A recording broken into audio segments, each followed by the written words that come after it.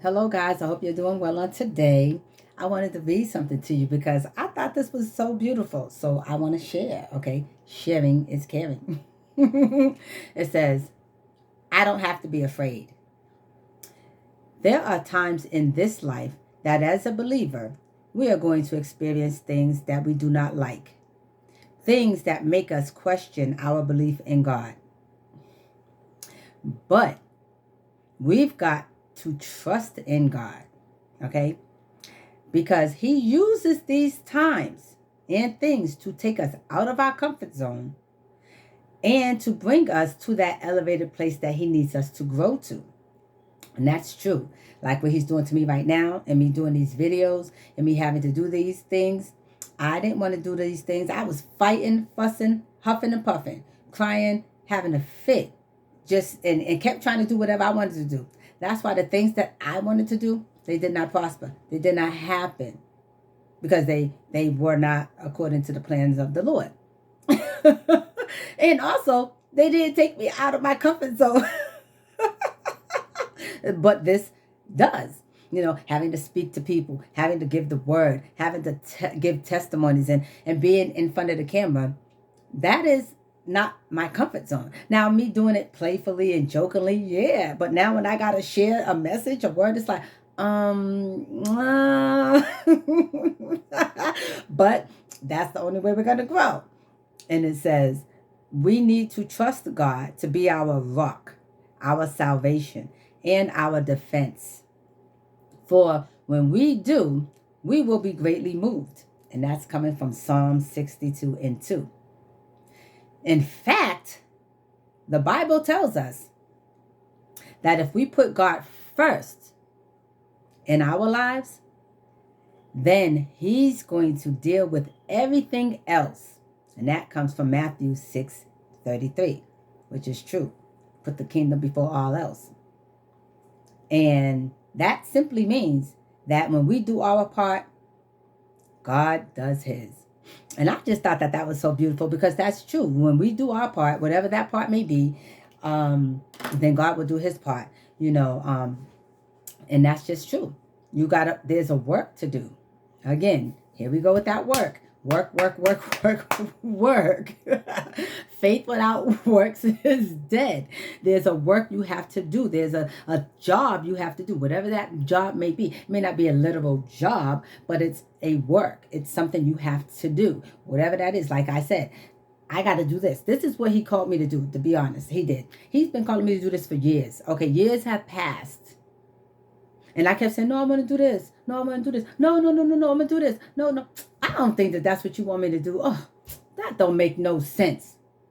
I would be talking like that to the Lord, like, nah, and I would dodge it. And then when I would get on here and when I would do it, feeling like I was forced, but the Lord does not force you. You have a right to choose. But I was feeling like I was forced. So I would be on here angrily, and then it would show, and then the videos would come out all jacked up, and I would be like, I can't put this out there. I was like, oh, this is a hot mess. Listen, I'm glad I can laugh at myself because listen. So I used to be like, nah, and then I would cry. I would really get upset. I would really be crying my eyes out, like truly, like the Lord was punishing me or doing something bad to me. But it wasn't. It was really a choice. But then as time went by and years has gone by, and then I'm like, wait a minute, I know something ain't right here. Because whenever I would try to do something or go get a job or do anything that was not according to his will, it wouldn't work. It wouldn't last. It wouldn't prosper. Especially when I was like, no, I know I'm more than qualified. I could do it. I know, why didn't this happen? This should have happened. I know what is going on. Yeah, I'm more than qualified. I'm more than qualified to do this, what the Lord said for me to do. Not what I wanted to do. I was qualified for that, but I'm also qualified for this, according to the Lord's word, according to what the Lord wants for me. And every time he gives me a dream and he's giving me a daggone message, and I'm like, oh, fighting it.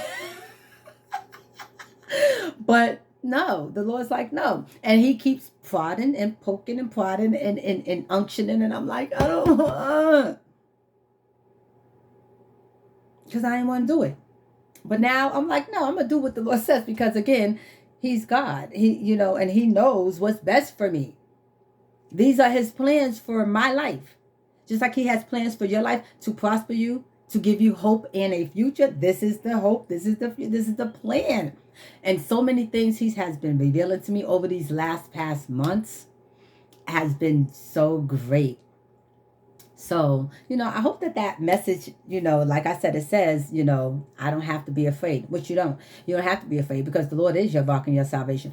Oh my goodness, as many times as the Lord saved me from something and or someone that was trying to hurt me, that was trying to do the devil's work instead.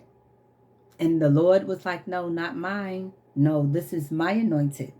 This is my chosen. And she cannot be touched. So I just wanted to share that with you guys today because that was really sweet. That was beautiful. I like that. I like that. And I hope you liked it too. So I hope you guys have a blessed day. Enjoy your day. Have a beautiful day because this is the day the Lord has made and we shall rejoice and be glad in it. So be joyful on today. Have a blessed day, guys. And until next time. Mwah.